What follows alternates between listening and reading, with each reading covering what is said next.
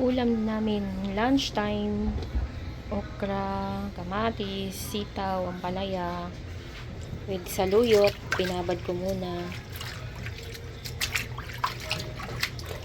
Tapos, alugbati. Halo-halo lang yan. Tapos, lagyan ng sardinas. O, diba?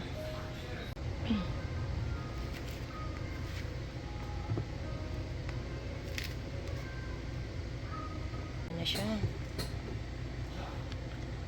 Ready to cook na. Kunti lang yung kamatis na nakuha ko sa tanim ko. Kasi pinitas ko na nung isang araw. Sardinas ang ilalagay ko. O, yan siya. Pinaghalo ko na yung alugbati at saka saluyot. Ito naman, yung ampalaya, okra, at saka sitaw. Kasi wala. Nalagay ko Youngstown sardines. Red tsaka green. Para make siya hindi masyado maanghang. Lagyan ko lang ng konting-konting lang siya. Konting-konti lang ng mantika.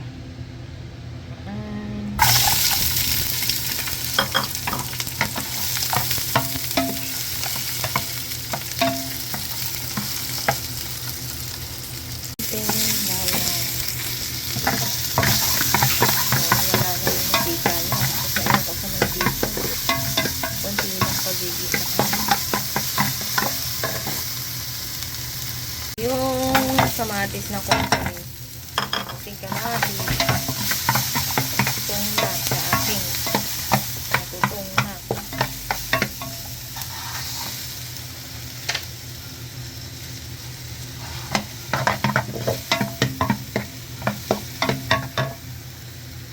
Yung sardinas,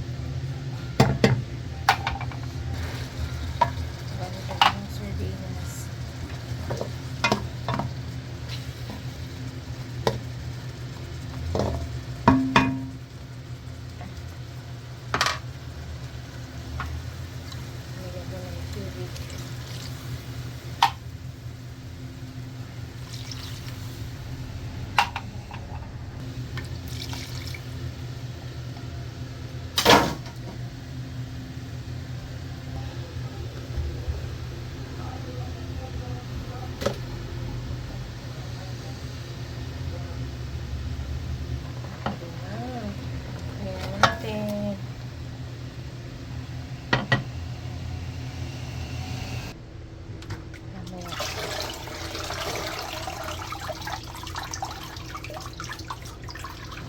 Yes.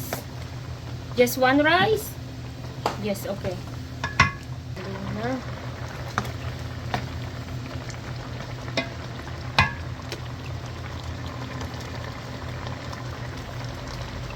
Lagyan ulit ng tubig. Yung pinaka sabaw niya.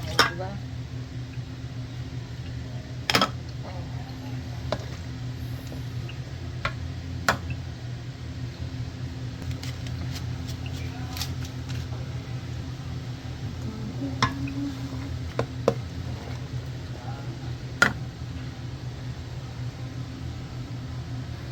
Nakulo na siya.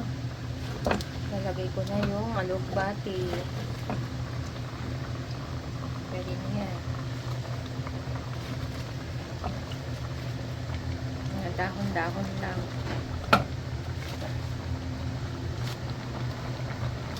Ano laki?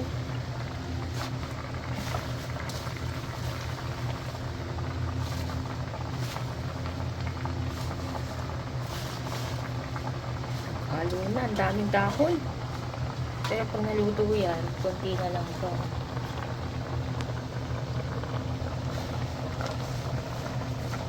Konting lang. Bango.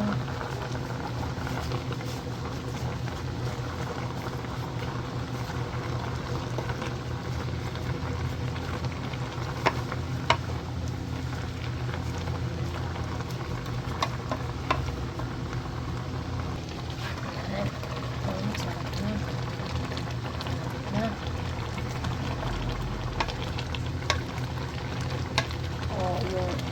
gulay na madami, kumunti na lang siya. Pwede na mamaya-maya. Na, eating time. Tawagin mo na si birthday, Jomer. Finish na. Pwede na kumain. Luto na to. Yan. Halo-halong gulay. Tawagin ko na rin si Kuya Fernan ito. Ulam. Kain na. Kanin ko, kunti lang. Yan na yung brunch namin. Gulay.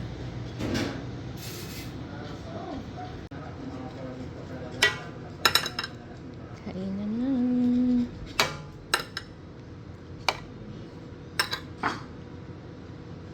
Sardinas. Ayan, si Kuya Mar.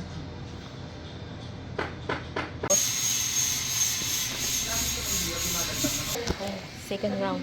Hindi to mabigat sa tiyan, kaya okay lang. O, diba? Takaw ko talaga, oh.